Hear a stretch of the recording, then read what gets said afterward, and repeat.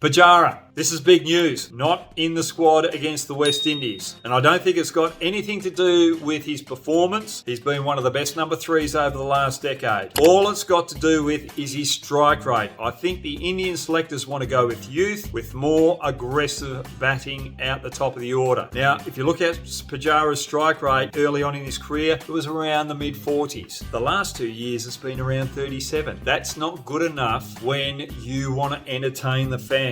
And England have shown that there's been a bit of a revamp with the Bazball, and people are loving the way that they're going about it. And I think this is where the Indian selectors want to go, and the BCCI as well. If Test cricket's going to survive, we've got to have more aggressive batting out the top of the order, especially. And that leads me on to Sarfaraz Khan. Sarfaraz Khan has been sensational in the Ranji Trophy. Why is he not in this squad? Why was he not in the squad in the World Test Championship to replace Iyer instead of Ajinkya Rahane? Ajinkya Rahane did well, by the way, and one of my favourite players as well. But if you're going to move on with youth, that could have been the perfect opportunity. But I know why Sarfaraz Khan wasn't picked and is not looked at the Indian lineup right now at Test level. Because one, he bats in the middle order for his state team. That's out 5 and 6. And also in the IPL, if you look at his record against good quality, high-paced bowling, it's not that good. And I think this is where the Indian selectors are a little bit shy with Sarfaraz Khan. His ability to bat against high-paced bowling. If he can prove that the next IPL, then I'm sure he's going to have a long career for India at Test level.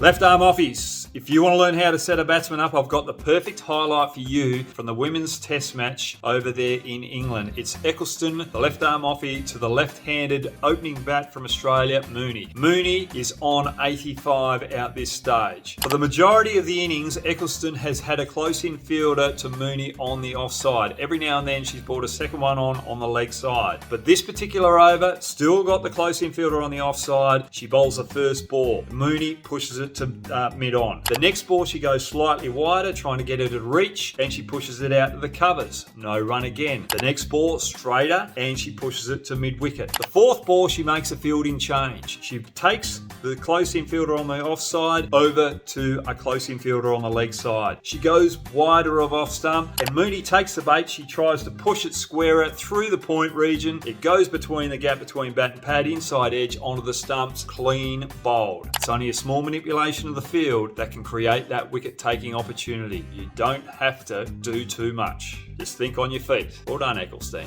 Let's have a quick preview of the second Test match over there in England in this Ashes series at Lords, the home of cricket. Now, England need to have a green-seaming wicket. They need to bring Anderson into the game. He said earlier on in the week, or over the weekend, that if they keep having these flat wickets, he won't be here at the end of the Ashes. We don't want to see that. We want to bring him into the game. So get those green wickets so that he can start seaming the ball. Also, they need to bring Wood into the game as well.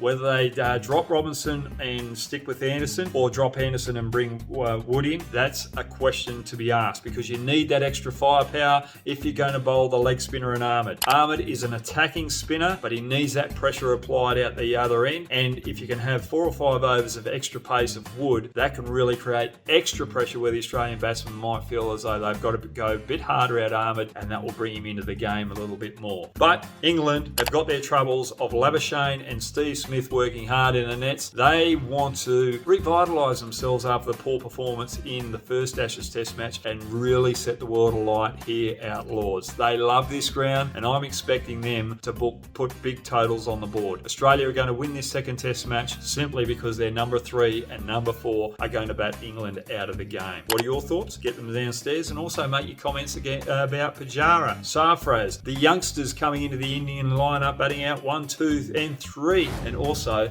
I want to hear your thoughts about Ecclestone, the left arm off spinner from the England ladies team. I think she has been sensational. She's one of the best off spinners I've seen, especially in the women's game.